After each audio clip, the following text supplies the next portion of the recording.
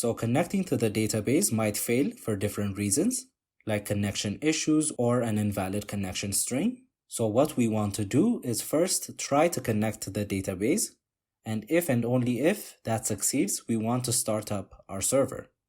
So to achieve this, we're going to create a new function, and we're going to call it start. And inside the start function, we're going to first call the connectDB function. So we're going to have connectDB. It's going to require the connection string, which we can access using process.env.mongo_URI. So we want the connectDB function to return a promise, and based on the resolution of that promise, we're going to start our server.